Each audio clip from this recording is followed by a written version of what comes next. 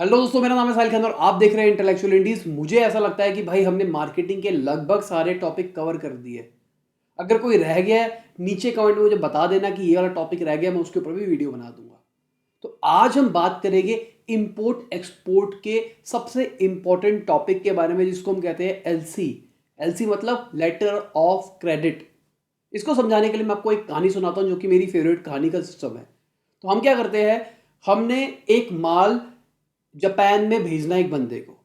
तो मेरे पास एक बंदे का फोन आता है या फिर मेल आता है या कुछ भी आता है, वो मुझे कहता है कि सर मुझे एक एक्स प्रोडक्ट चाहिए जिसका अमाउंट है 10 लाख रुपए, आप मुझे भेज दो।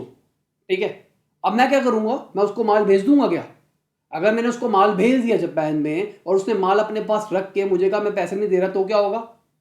मेरे को नुकसान होगा। या फिर वो जापान वाले बंदे ने मुझे 10 लाख रुपए दे दिए, अब मैंने माल नहीं भेजा, मैंने उसको कहा भाई मैं नहीं भेज रहा, जो करना कर ले।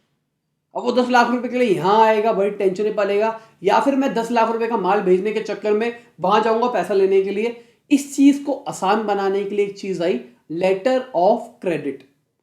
अब क्या हुआ, उस बंदे को मुझे 10 लाख रुपए देने, तो यहां पे हमारा HDFC बैंक है एग्जाम्पल के लिए। तो वहां पे वो बैंक के पास जाता है, वो कहता है भाई ये फलाना बैंक है HDFC बैंक, इसके लिए मेरे 10 लाख रुपए रख लो।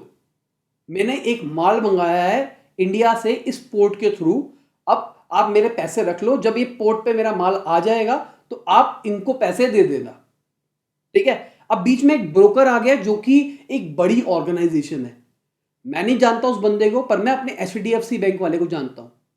तो क्या होगा, मुझे यहां पे मेरा बैंक वाला बता देगा कि सर आपके नाम पे एलसी खुल गई है, यहां पे एलसी आ गई है, इसका एलसी का नंबर ये है, जैसे ही आप माल भेजते हो तो काम हो जाएगा। फिर मैं अपना माल भेजता हूं, जैसे उसके पास माल पहुंचता है तो मैं अपना एलसी खुलवा लेता हूं, मुझे 10 लाख रुपए यहां पे मिल जाते हैं।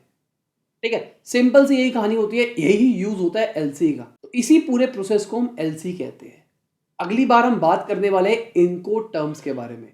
अब भाई मान के चलो मैंने माल जापान में भेजा, रास्ते के अंदर शिप डूब गई, पैसा कौन भुगतेगा? या फिर मैंने यहां से तो भेज दिया, मेरे गोदाम से जब माल लोड हो रहा था, मान के चलो कोई ग्लास की आइटम थी, जैसे ही वो लोड हो रहा था वो गिर के टूट गया, मैं भुगतूंगा, कौन भुगतेगा? तो पहले ही हम इस चीज को डिसाइड करके रखते हैं, इस चीज को हम कहते हैं इनको टर्म्स। अगले हफ्ते में इस बारे में बात करेंगे, मंडे वाले दिन पे। तो ठीक है दोस्तों, इसी के साथ ये वीडियो खत्म होती है। आशा करता हूं आपको अच्छी लगी होगी। कोई दिक्कत है कमेंट में से पूछ लेना, लाइक शेयर कर देना और बताना कि आप कभी इंपोर्ट एक्सपोर्ट करोगे तो एलसी खोलोगे या फिर नहीं करोगे।